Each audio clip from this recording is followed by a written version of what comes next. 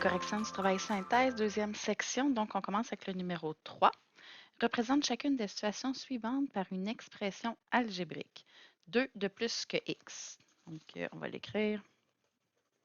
Numéro 3. Alors, je pense qu'on ne peut pas voir la question en même temps. Donc, 2 de plus que x, ben, c'est x plus 2. 2 de plus que x. B, 4 fois plus que x. Donc, fois plus, c'est multiplié par 4. 4x, on n'écrit pas x4, mais bien 4x. Et c'est le quadruple de x, donc 4 fois x, diminué de 8. Qu'est-ce qui est diminué? Bien, c'est le quadruple, donc quadruple de x diminué de 8. Et D, le quotient, donc c'est la division, de x par 5, donc x divisé par 5, et ceci augmenté de 9. Donc, le quotient de x par 5 augmenté de 9 plus 9. Numéro 4. Numéro 4, A, B, C, D, E. Donc, les 4 premiers. A. On dit réduire l'expression algébrique suivante. Donc, je vais les réécrire. Vous n'avez pas besoin de voir la feuille. Donc, A, 5x plus 8y moins 2x plus 12y. Juste être sûr que c'est au focus pour vous. OK. Alors, pour réduire, je regroupe les termes semblables. Les termes x ensemble avec l'opération qui est en avant et les y ensemble. Donc, 5x moins 2x me donne 3x, puisque 5 moins 2 donne 3. Et 8y plus 12y me donne 20y, et j'ai place en ordre alphabétique. B, moins 4c, moins 7d, plus 11c, moins d. Toujours faire attention de bien retranscrire, évidemment, pas faire d'erreur. J'ai des C et des D. Alors, en ordre alphabétique, j'ai commencé avec les C.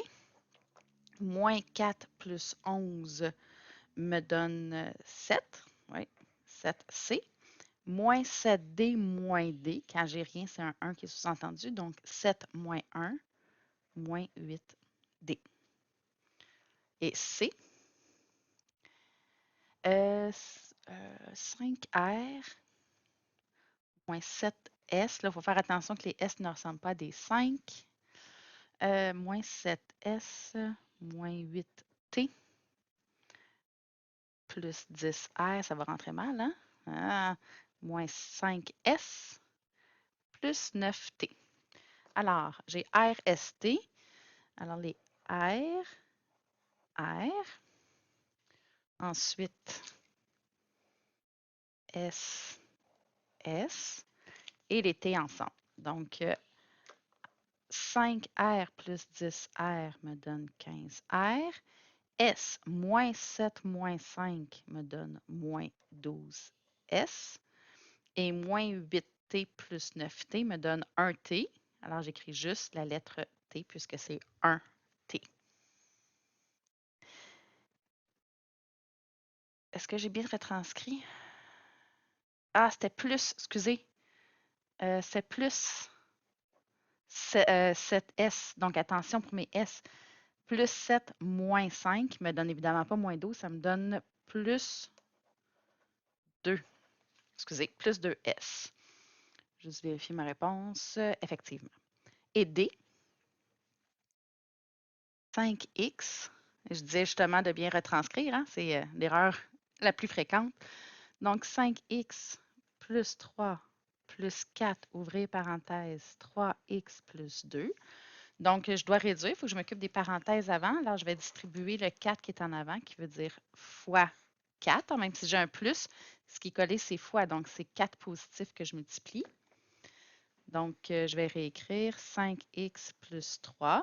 4 fois 3x, 12 positif, donc plus 12x. Et 4 fois 2, 8, plus 8. Maintenant, je peux regrouper les semblables, les termes variables et les termes constants ensemble. 5x plus 12x me donne 17x et 3 plus 8 me donne 11. Donc, 17x plus 11. Ensuite, numéro 6, C et D. Numéro 6, C.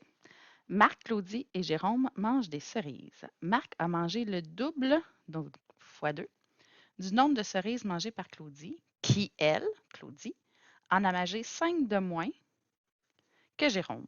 Au total, ils en ont mangé 41. Combien de cerises chacun ont-ils mangé? Donc, on va commencer par faire nos bulles. Numéro 6. C. Alors, on a qui dans le milieu? On a Marc avec Claudie et Claudie avec Jérôme. Donc, Claudie dans le milieu, puisque c'est elle qui est là 2 fois. Alors, Marc, Claudie et Jérôme. Et c'est le nombre de cerises.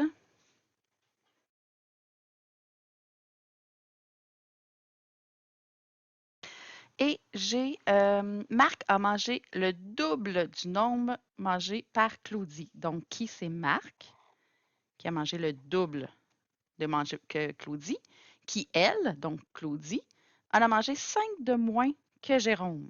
Claudie, moins 5 que Jérôme. Au total, donc si j'additionne le nombre de chacun, ça me donne 41 cerises. Et je dois mettre mon X quelque part, je ne l'ai pas fait. Donc, je ne mettrai certainement pas à Marc pour ne pas avoir de division, donc de fraction. Je vais juste voir si vous voyez bien les bulles. OK. Donc, soit à Claudie, soit à Jérôme. À Jérôme, je vais avoir une distributivité juste pour le voir. Donc, je ne ferai pas de lien inverse. De toute façon, il faut que je trouve tout le monde. Donc, X moins 5, ça devient donc X moins 5. Et qu'est-ce qui se fait multiplier par 2? Bien, c'est la bulle de Claudie qui se fait multiplier par 2. Donc, tout ça. Donc, c'est 2 fois X moins 5 entre parenthèses, puisque le 2 multiplie chaque chose dans la bulle. Donc, 2 fois X, 2X, 2 fois moins 5, moins 10. X, nombre de cerises. Ramasser ou manger? Manger.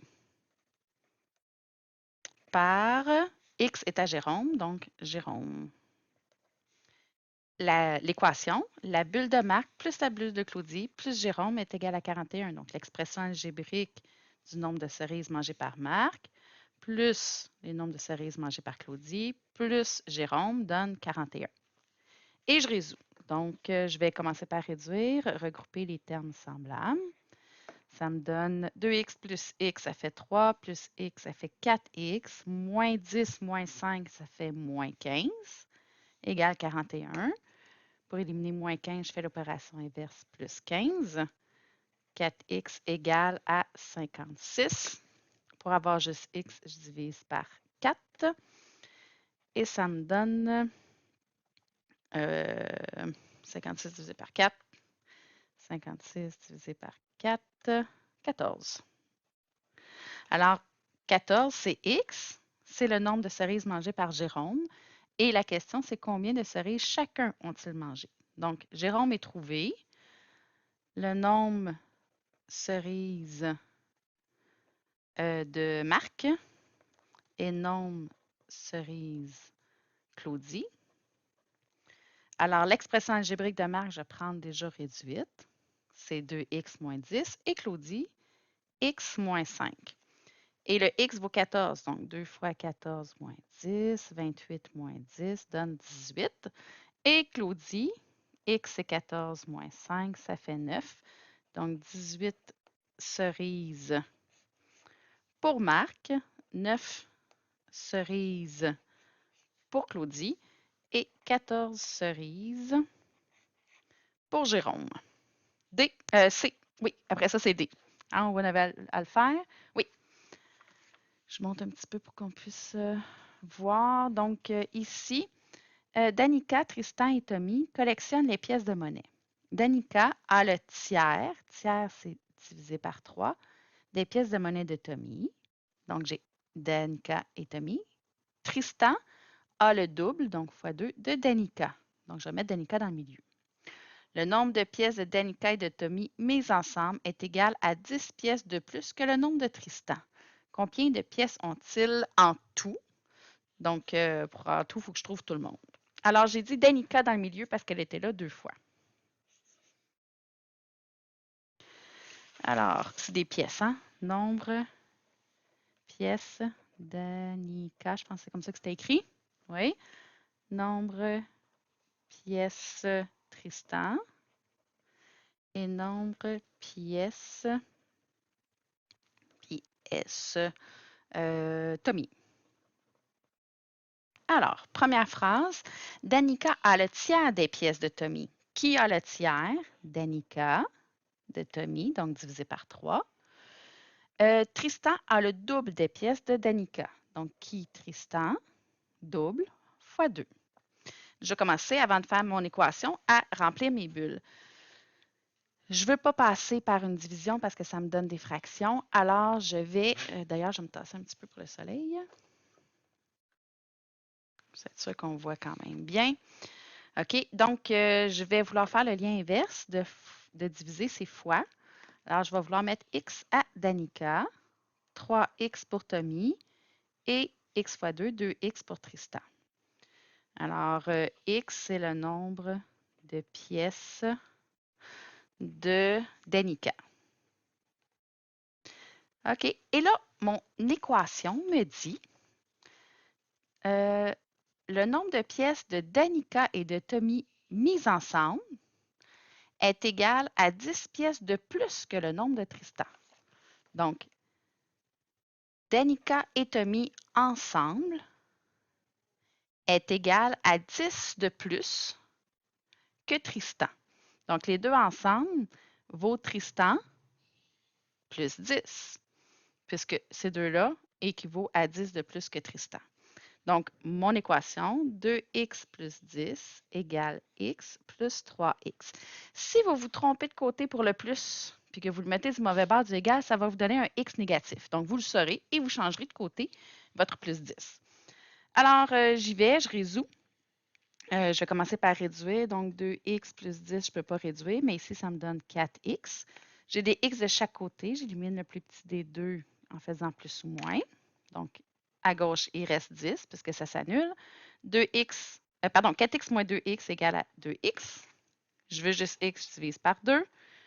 Phew, une chance, ça me donne un entier parce que des virgules pièces, ça ne va pas bien. Donc, Danica a 5 pièces de monnaie. Ma question, c'est combien en ont-ils en tout?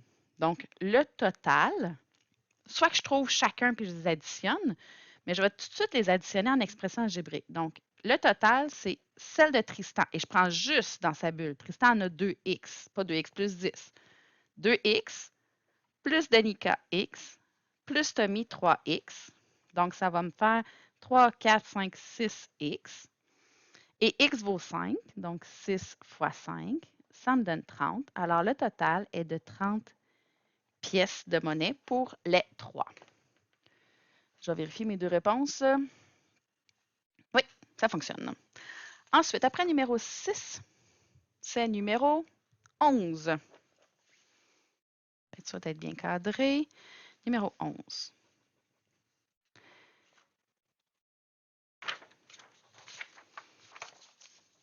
Numéro 11, dans arithmétique. Le périmètre d'un rectangle mesure 60 cm. Le rapport de la largeur à la longueur est de 2 tiers. Quel est l'aire de ce rectangle? Il faut faire bien attention. Hein? Le rapport longueur-largeur, ce sont des rapports d'unité de longueur. Ce n'est pas le même rapport que les aires. Donc, je ne peux pas trouver l'aire du premier rectangle pour, après ça, trouver l'aire avec la proportion directement. Donc, je dois trouver la longueur et la largeur du rectangle pour, après ça, trouver son aire. Alors, je vais faire un tableau de rapport. Donc, rapport réel. Et le rapport qu'on me donne est de 2 tiers. Donc, 2 tiers, je l'écris dans la colonne rapport. Et qu'est-ce qui est quoi? Bien, le premier qui est nommé, c'est largeur.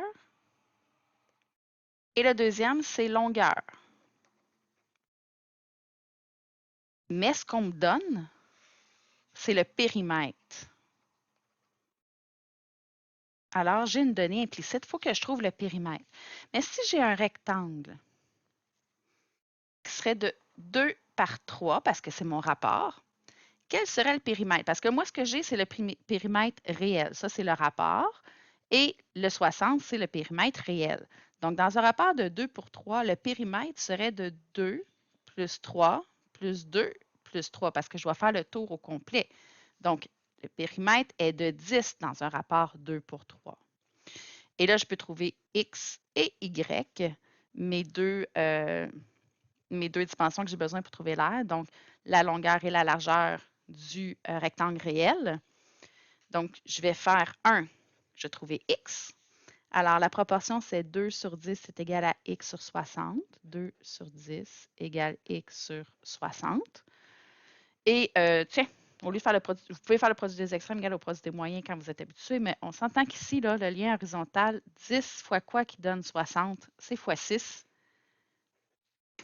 Fait qu'on peut bien l'utiliser encore. X égale à 2 fois 6 égale à 12. Donc, 60, c'était des centimètres. Donc, 12 centimètres pour la largeur. 2, Y qui est la longueur. Hein, je ne l'ai pas écrit pour l'autre, mais...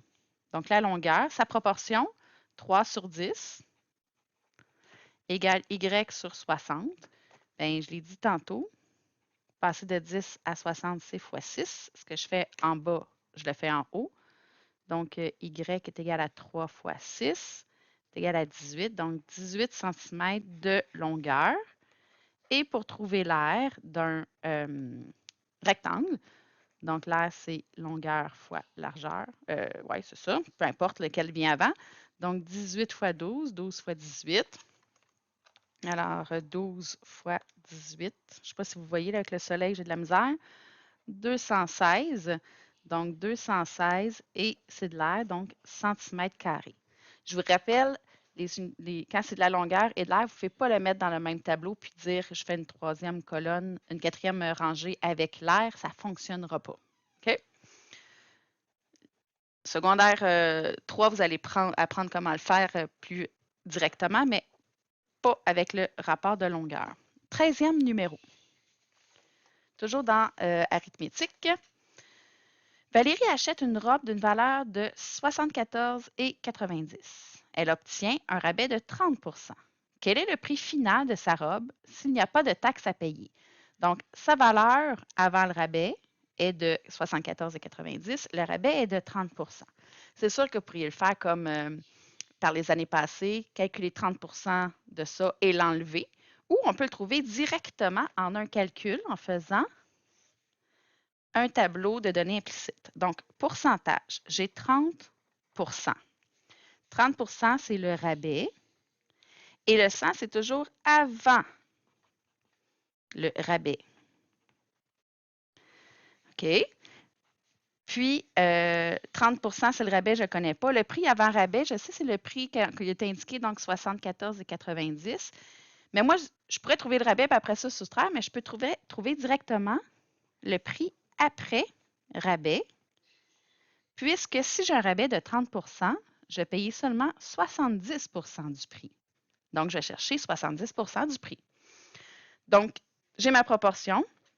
Je vais l'écrire à côté. 100 sur 70 est égal à 74,90. Je pourrais écrire juste 0,9 pour le calcul sur X.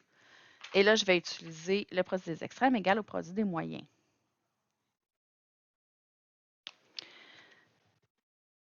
Produit des extrêmes égal au produit des moyens.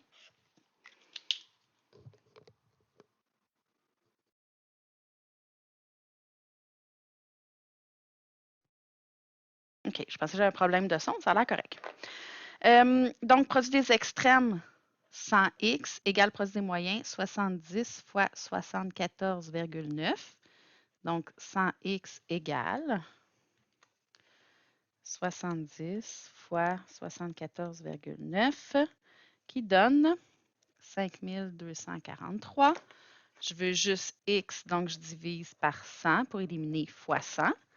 Donc, divisé par 100, pas par 10, mais par 100, me donne x égale à 52,43. Donc, elle paiera 52,43 $ au lieu de 74,90. Numéro 14. Est-ce qu'on voit toujours? Je vais monter. Numéro 14. Quel est le prix final d'un article qui vaut 145,95 auquel on ajoute une taxe de 12 %? Donc, encore une fois, on pourrait y aller en deux calculs, calculer 12 de ça, puis l'ajouter, ou faire un calcul directement. Donc, j'ai toujours un pourcentage. Cette fois-ci, c'est 12, c'est étrange, mais on n'est clairement pas au Québec. Donc, 12 de taxes, ça, c'est le prix avant les taxes.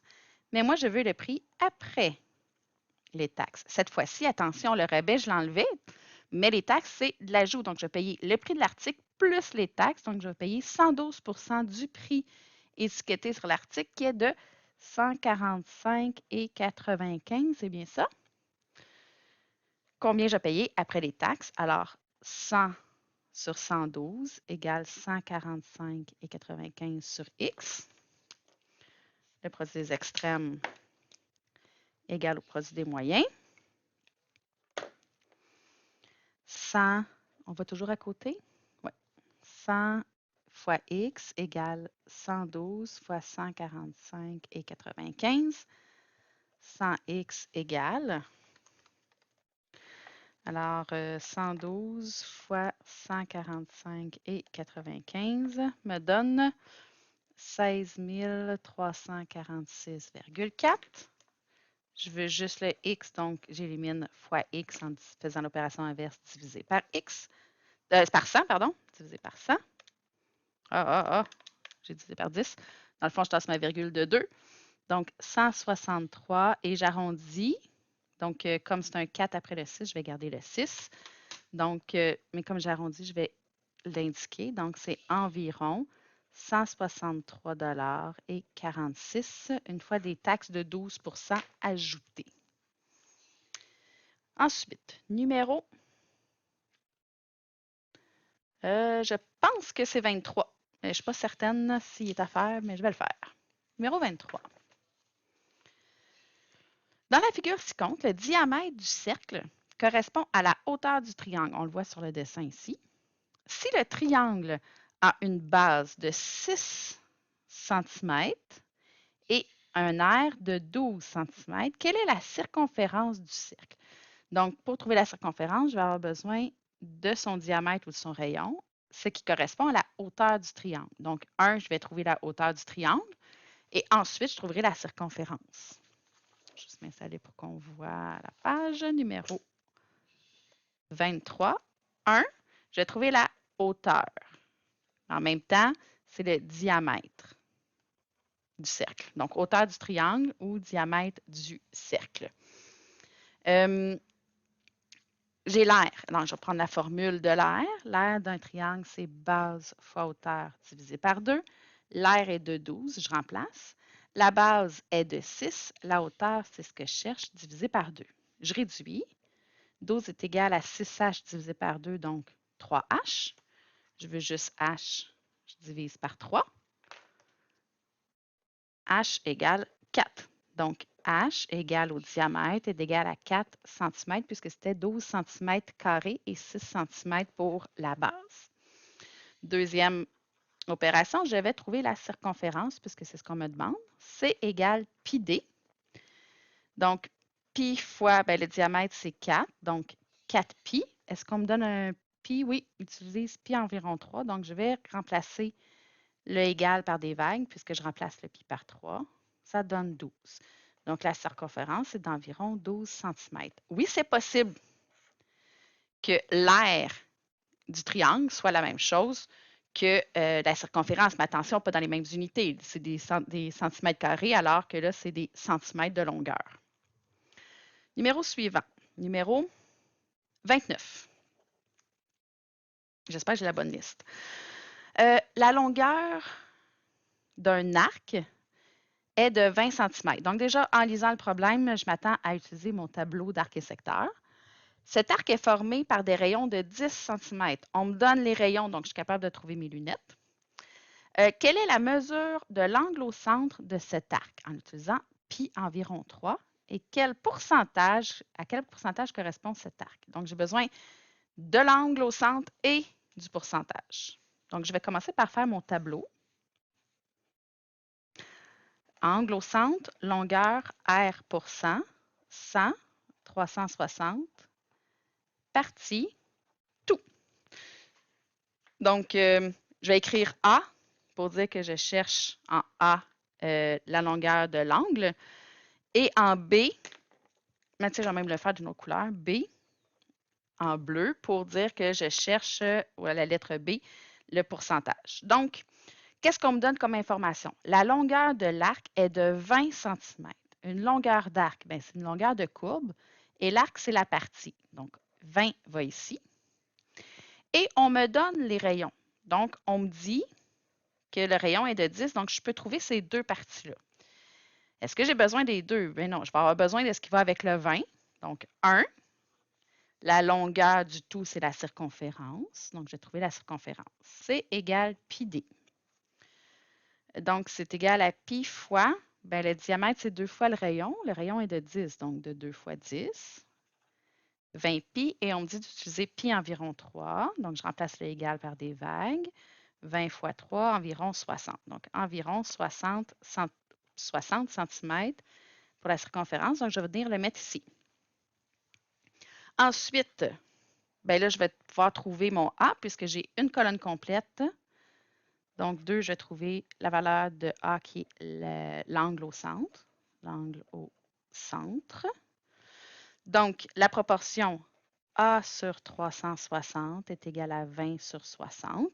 Je pourrais très bien faire le lien horizontal, mais je vais faire le produit des extrêmes égal au produit des moyens par habitude. Je vais en orange. Donc, 60 fois A égale à 360 fois 20.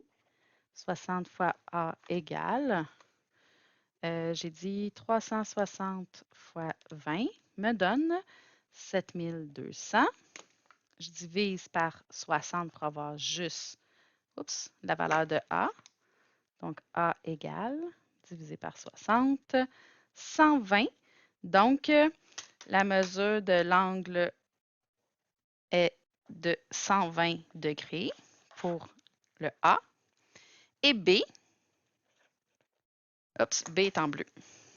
Donc, 3B, qui est le pourcentage. J'ai ma proportion. Je pourrais prendre A que je viens de trouver, donc 120 sur 360 est égal à B sur 100, mais je vais prendre pour être sûr mes premières données. Il y a moins de risque d'erreur. B sur 100. Donc, je pourrais encore faire le lien horizontal, le lien vertical ou le produit des extrêmes égal au produit des moyens.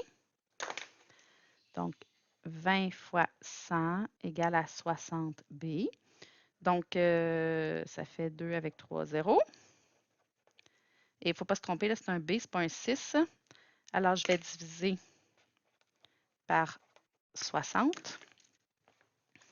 Alors, 20 fois 100 divisé par 60, ça me donne 33,3 périodiques pour 100.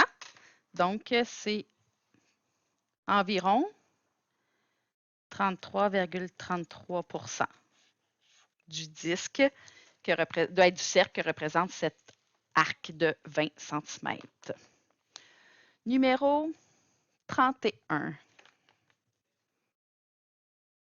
Je vais monter encore. OK, numéro 31. Alors, j'espère que vous avez vu la fin, je n'ai pas remarqué. Numéro 31, un polygone régulier de 5 cm de côté et de 6,04 cm d'apothème a une aire de 120,8 cm². De quel polygone régulier s'agit-il? Donc, pour nommer un polygone, j'ai besoin de savoir son nombre de côtés. Puis ensuite, je vais pouvoir faire son périmètre. Quand je vais avoir son nombre de côtés, j'aurai simplement à multiplier la mesure du côté.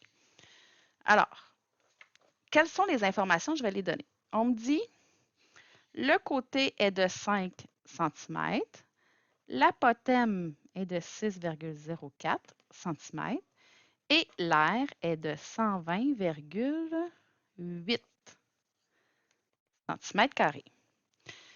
On me donne l'aire. Donc, je vais y aller avec la formule de ce qu'on me donne, pas oublier de diviser par 2, et je remplace. L'aire vaut 120,8 égale C vaut 5. Apothème 6,04. N, c'est ce que je cherche, le nombre de côtés. Et c'est la seule inconnue, donc je vais pouvoir le résoudre. Et je vais simplement multiplier, diviser tout en même temps. 5 fois 6,04 égale, divisé par 2, me donne 15,1 n. Alors, je vais diviser par 15,1. Il faudrait que ça me donne un entier parce que des virgules, nombre de côtés, ça ne fonctionnera pas. Alors, 120,8 divisé par 15,1 me donne 8. Donc, c'est un octogone régulier, puisqu'il y a 8 côtés. Et ça, c'était A. B, on veut le périmètre. Alors, le périmètre, c'est la mesure du côté fois le nombre de côtés. Et on me dit que le côté mesure, je l'ai ici, 5 cm. C'est un octogone 8 côtés. 5 fois 8, 40. Donc, le périmètre est égal à 40 cm. Ensuite, numéro 41, je pense qu'on ne le fera pas. Je ne sais pas, il est barré. Je vais y aller avec 43. 43. J'ai peut-être une vieille liste, là, je m'excuse.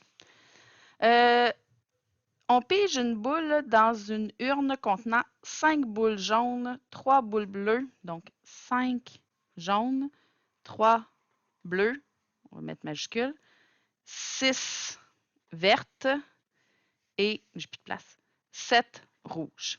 Quelle est la probabilité de piger une boule verte? Donc, numéro 43. Oups, 43A. Bien, la formule, c'est nombre de cas favorables sur nombre de cas possibles.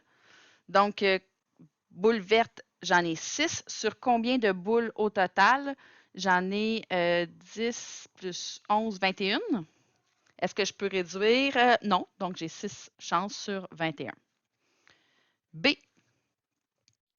Quelle est la probabilité de piger une boule bleue ou une boule verte? Donc, la probabilité d'obtenir bleu ou vert. Donc, nombre de cas favorables sur nombre de cas possibles. On va l'écrire. Nombre de cas fav sur nombre de cas poss. Évidemment, c'est 2 fois qu'il faudrait le faire. Donc, nombre de cas favorables bleus, j'en ai 3 sur 21. Ou, donc plus, des vertes, 6 sur 21. Ils sont au même dénominateur. Donc, ça va me faire 9 21e. Et, ah oui, ça se réduisait tantôt aussi, excusez. Je peux diviser par 3, ça donnait 2 septièmes. Excusez. Et là, si je réduis, ça me donne, je peux diviser par 3 aussi, donc 3 septièmes cette fois-ci. C.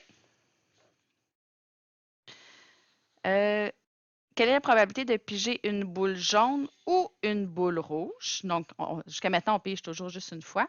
Donc, la probabilité d'obtenir une boule jaune ou une boule rouge, nombre de cas fav sur nombre de cas poss. Jaune.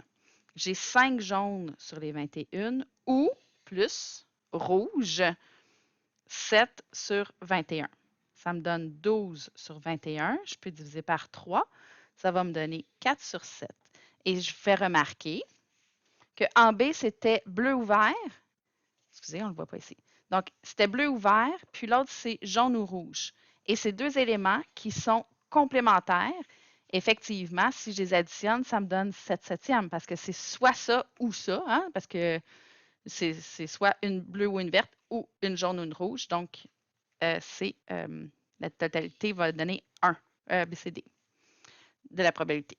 Ensuite, D, une boule qui n'est pas rouge. Donc, la probabilité d'obtenir pas rouge. Ben, nombre de cas fav sur nombre de cas poss. Comme on pige juste une fois, ben, il y a combien de boules qui ne sont pas rouges? Ben, c'est toutes les autres. Donc, j'ai 6 vertes plus 6 bleues plus 5 jaunes, ce qui me fait 14. Donc, j'ai 14 boules qui ne sont pas rouges sur les 21. Et je peux diviser par 7. 2 tiers des chances que ce ne soit pas rouge. Ensuite, numéro 50 et 51. C'est ce que j'ai, mais je pense qu'on a un petit peu un désordre ici, là, mais c'est pas grave. 50. La tente. Numéro 50. Tiens, je vais commencer sur une autre feuille, ça va être plus simple. Numéro 50. On va le lire. Les parents planifient de partir en camping l'été prochain. Oups. Pour cela, ils auront besoin d'une tente de 2 places. Donc, 20 mètres de largeur. 2 mètres de largeur. Le prix des tentes varie. Je suis embêtée là, sur le 2 mètres de largeur. J'imagine que c'est comme ça que c'est 2 mètres. Parce que l'autre, ça serait longueur. Le prix des tentes varie de 650 à 980 $. Pour économiser de l'argent, les parents décident de fabriquer eux-mêmes leurs tentes. Ils te demandent donc de calculer le coût de fabrication d'une tente à base carrée et une façade triangulaire. OK, la base est carrée, donc c'est 2 mètres par 2 mètres. Hein? Une façade triangulaire. Afin de savoir le montant à économiser par rapport à son prix maximum, donc de 980 $. Toutefois, tu as un ensemble de contraintes à respecter pour que la tente soit quand même viable. Le prix du tissu de bonne qualité est de 19 $ le mètre carré. Donc, il faut que je trouve l'air total de tissu que j'ai besoin. Les arêtes de la tente sont des tubes en aluminium qui coûtent 7 $ le mètre. OK? Attendez un petit peu. Tissu, 19 $ le mètre carré. Les tubes, 7 $ le mètre. OK? Le rapport entre la hauteur de la tente et sa largeur, donc hauteur et largeur, est de 4 pour 5. Le côté incliné mesure, donc ici, 1,85 mètres. La base de la tente est faite de tissu hydrofuge, donc ce n'est pas le même tissu pour la base, qui lui coûte, donc on va faire attention, j'ai 2 tissus ici, 5 $ le mètre carré. Il est moins cher. OK. Les frais divers, donc couture et autres, c'est 50 $. Tu dois définir les données manquantes pour trouver le montant économisé. Laisse les traces de ta démarche. Donc, j'ai besoin de l'air de la base, puis de tous les côtés pour l'autre tissu et la longueur de tuyau à 7 $ le mètre. Fait qu'on peut commencer par un ou l'autre. On va commencer avec les tuyaux. Tiens. Donc, c'est où je vais mettre des tuyaux pour que ça tienne. Donc, je vais mettre ici une fois 1,85, 2 tuyaux, 3 tuyaux, un autre en arrière, hein, 4 tuyaux, puis un sur le dessus qui est de 2 mètres, hein, parce que c'est la même longueur que là. Donc, j'ai 1, 2, 3, 4 fois 1,85, puis j'ai une fois, je ne pense pas mettre de tuyaux en bas. Hein, c'est pas clair. On dit quoi? Les arêtes de la tente sont des tubes. Fait que ceux-là aussi. OK, toutes les arêtes. Fait qu'on va toutes les calculer. Des deux, j'en ai 1, 2, puis 3. Pas là, mais 4 ici. Fait que j'ai 4 fois 2 mètres. Et j'ai 1, 2, 3, 4 fois 1 mètre 85. Fait que 1. Tiens, on va tout de suite y aller avec le prix des tubes. Donc, le prix pour le tube. Attention, si je veux commencer tout de suite avec le prix, il faut que ma chaîne soit complète dès le départ. Donc, on a dit, j'ai 4 fois 2 mètres plus 4 fois 1,85 mètres. Et tout ça, c'est 7 $ le mètre. Donc, ça va me donner le nombre de mètres total fois 7 $. Donc, c'est sûr que mes parenthèses n'étaient pas nécessaires à l'intérieur. C'était juste pour vous l'expliquer. Donc, 8, donc 2 fois 4, 8, plus 4 fois 1,85. 1,85 fois 4, 7,4. Ça, c'est mes mètres de tube fois 7 $ chaque. Donc, 7,4 plus 8. 15,4 fois 7. Est-ce que c'est vendu à l'unité? Ce n'est pas spécifié. Donc, 15,4 fois 7 le mètre, ça me coûte déjà 107,80 hein? 107,80 pour les tubes. Ensuite, 2. On va prendre le prix du plancher. En dessous, on appelle ça le plancher, hein? La base de la tente. Prix, base, tente. Donc, c'est l'air du plancher fois 5 excusez, là, on ne le voit pas ici, mais la base de la tente est faite de tissu hydrofuge à 5 le mètre carré. Oups, base. Donc, l'air, c'est côté au carré, l'air d'un carré, fois 5 le mètre carré. Excusez, on ne voit pas bien avec l'ombre. Hein? On a dit que ça mesurait 2 mètres au carré fois 5. Donc, 2 au carré, ça me donne 4. Ça coûte juste 20 pour la base. 3. Le prix du tissu, pour le reste, là, qui n'est pas la base. Donc, j'ai besoin de. Excusez, on ne voit pas bien. Pas la base. Donc, j'ai un rectangle sur le côté. Ben, c'est un carré aussi. Ah non, attendez un petit peu. La hauteur de la tente est de combien? Est-ce 2 mètres? Je ne suis pas sûre. Ah non, il faut trouver la hauteur. Ah, on me dit ici que la hauteur. OK. Ça va être pour les triangles. Donc, il va falloir que je trouve la hauteur pour les triangles puisque c'est 4 pour 5 entre la hauteur de la tente et sa largeur qui est de 2. Fait que je vais commencer par trouver la hauteur. Donc, c'est pas vrai que je vais commencer tout de suite avec le prix. Hein? On va trouver la hauteur de la tente. J'ai un beau tableau de rapport qui est de 4, excusez, pour 5. Et on me dit c'est hauteur-largeur. Donc, hauteur, largeur. Je sais que la largeur est de 2 mètres. Quelle sera la hauteur? Ça, c'est mon rapport. Et ça, c'est réel. Alors, proportion 4 sur 5 égale x sur 2.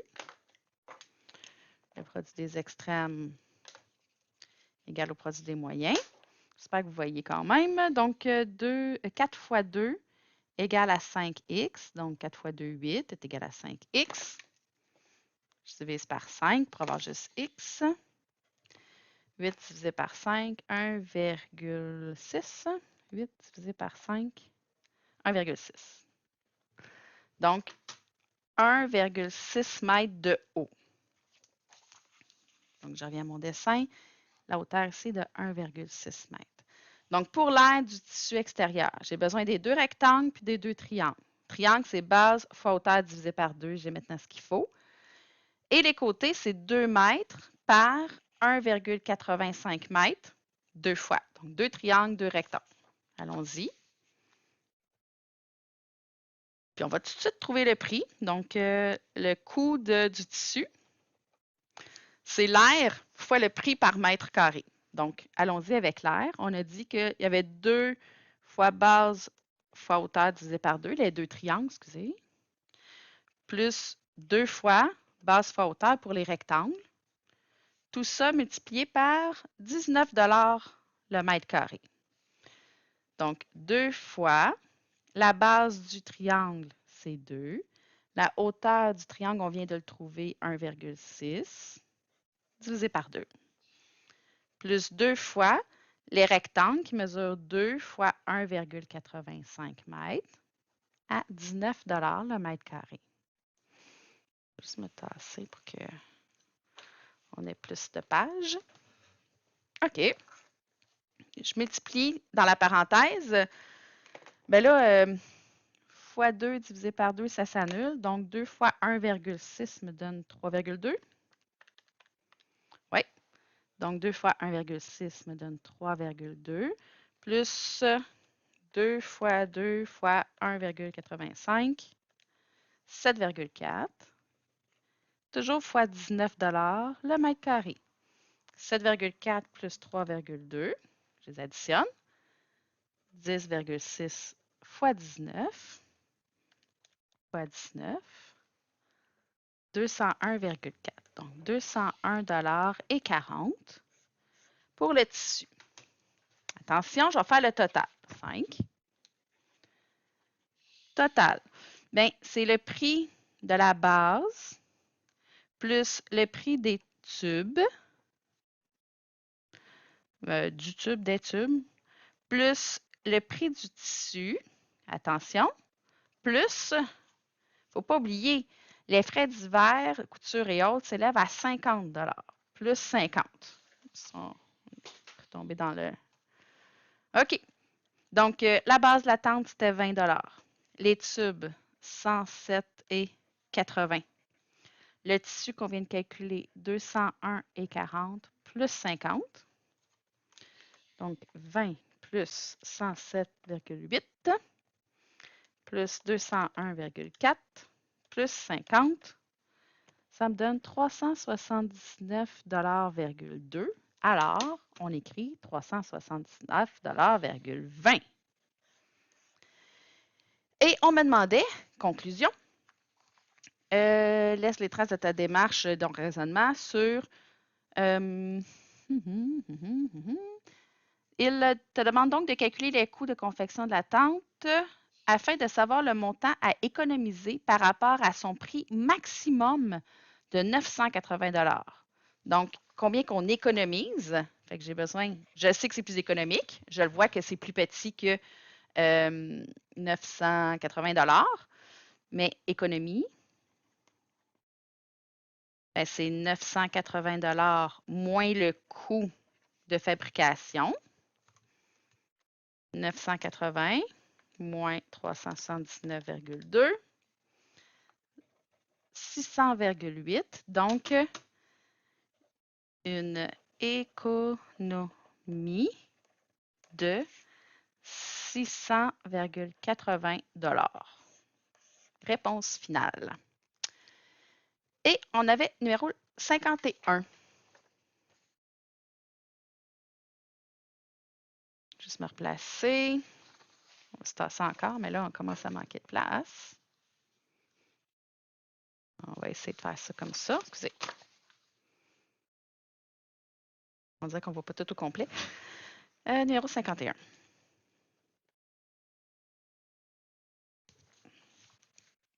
Un site web intéressant. Jonathan est concepteur de site web pour la compagnie Mega.net. Il a eu une idée originale pour un nouveau site de clavardage. Pour vérifier la rentabilité de ce projet, la compagnie a analysé l'augmentation du nombre d'internautes d'un site similaire selon le nombre de mois d'activité. Voici les informations obtenues. À la fin du deuxième mois d'activité, il y avait 1000 internautes de plus que le double du nombre d'internautes qu'il y avait à la fin du premier mois d'activité. Donc, en un mois, à la fin du deuxième par rapport à la fin du premier. Donc, ici, on s'attend à avoir des bulles. Hein? À la fin du troisième mois d'activité, le nombre d'internautes était égal au triple de la somme, au triple de la somme du nombre d'internautes qu'il y avait à la fin de chacun des 2 premiers mois d'activité. Pour l'ensemble de ces 3 premiers mois d'activité, le nombre total d'internautes était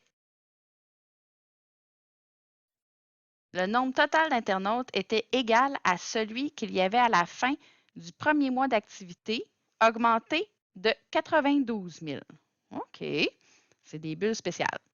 Le coût des investissements pour la conception de ce site s'élèverait à 55 000 $.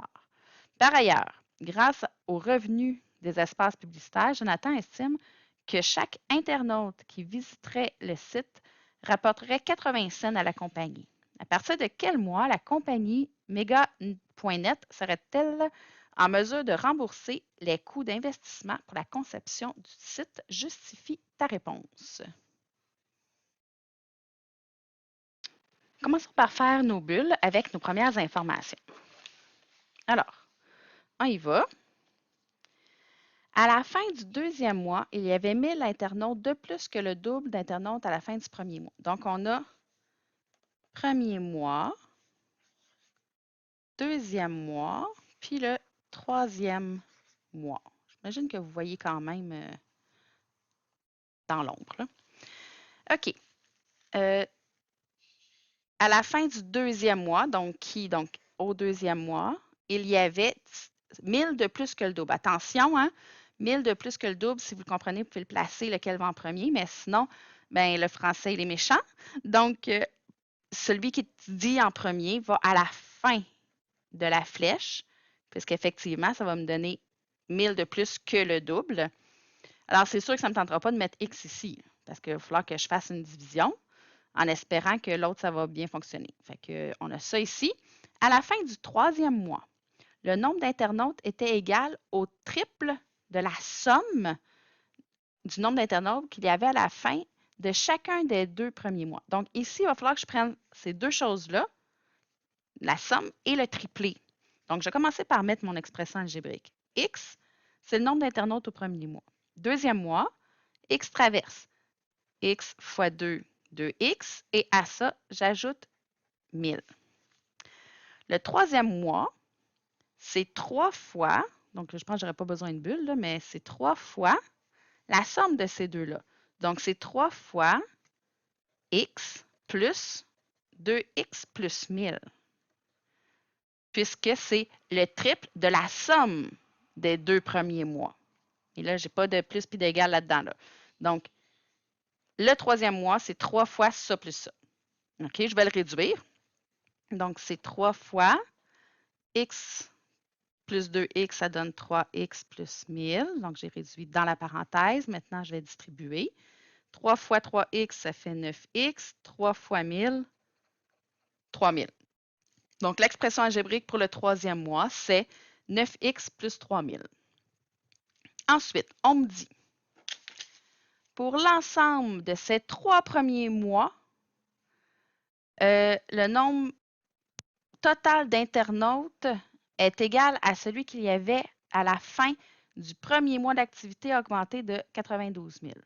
Donc, l'ensemble des 3 premiers mois, lui plus lui plus lui. Donc, on va commencer avec ça. X plus deuxième mois, je vais l'écrire, premier mois plus deuxième mois plus troisième mois, donc la somme des 3 mois, 9X plus 3000, est égale à celui qu'il avait à la fin du premier mois, augmenté de 92 000. Donc, c'est égal à X plus 92 000. J'ai mon équation. C'est ce que j'ai besoin pour trouver X et une équation. Donc, maintenant, je peux trouver la valeur de X. Puis, X, c'est quoi? X, c'est le nombre d'internautes au premier mois. Toujours à la fin, là, donc, du premier mois. Alors, je vais résoudre. Je peux commencer par réduire. X plus 2X, ça fait 3X, plus 9X, ça va me faire 12X.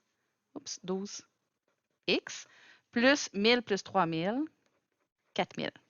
C'est égal à X plus 92 000. J'ai des X de chaque côté. Je vais soustraire le plus petit des deux pour qu'il n'y en ait plus. Alors, 11X plus 4000 égale 92 000. Je veux juste X, donc je vais éliminer le plus 4000 en faisant l'opération inverse, moins 4000. 11X égale, ça va me donner 88 000. Ah, j'ai mis un zéro de trop ici, là. Depuis tantôt, excusez, là. Il y a un zéro de trop. Et je veux juste X, donc je vais diviser par 11. X égale, donc j'imagine que ça va faire 8000, là. 88, 1, 2, 3. Ça fait 8000. Donc, à la fin du premier mois, parce que X est à la fin du premier mois, il y avait 8000 internautes. Donc, on me demande à partir de quel mois il va être rentable, mais évidemment, il va falloir que je trouve combien que ça rapporte à chaque mois. Donc, 1, c'est le nombre d'internautes au premier mois, donc c'est 8000. Ensuite, ici, 2, je vais écrire le nombre d'internautes deuxième mois. Je ne peux pas faire deuxième puis troisième à côté, là. Donc, deuxième mois, 2x plus 1000 est égal à 2 fois 8000 plus 1000. Donc, ça fait 16 000 plus 1000, 17 000. Donc, 17 000 internautes. Ici, c'est 8 000 internautes.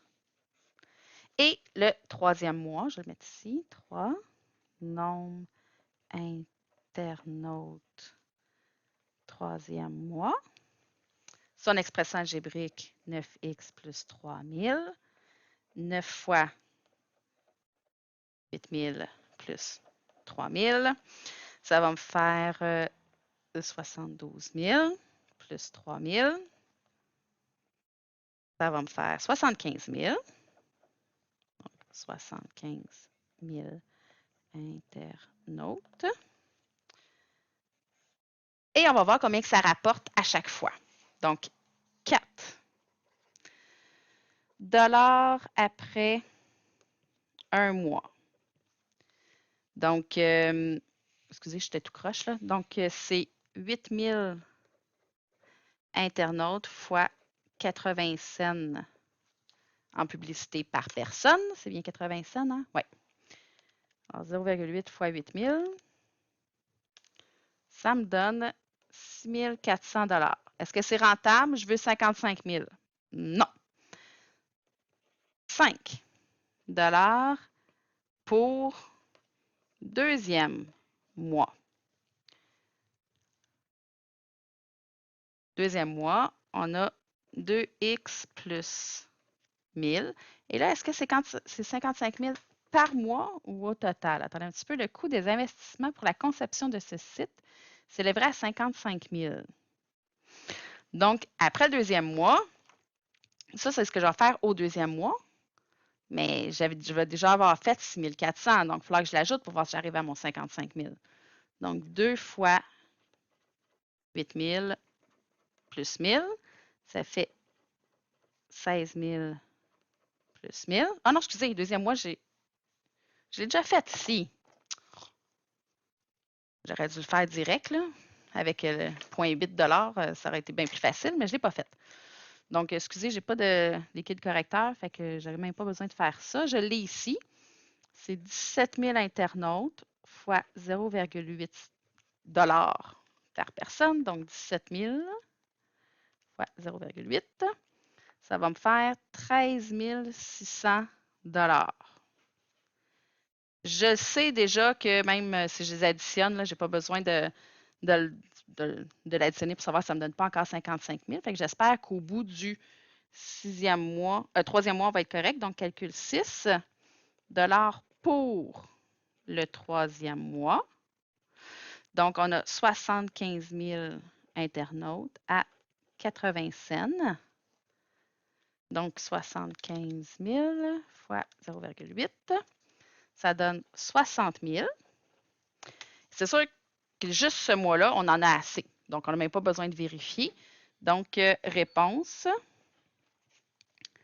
au troisième mois. Il va déjà rapporter plus de 55 000 $ par mois. Donc, ça va être suffisant.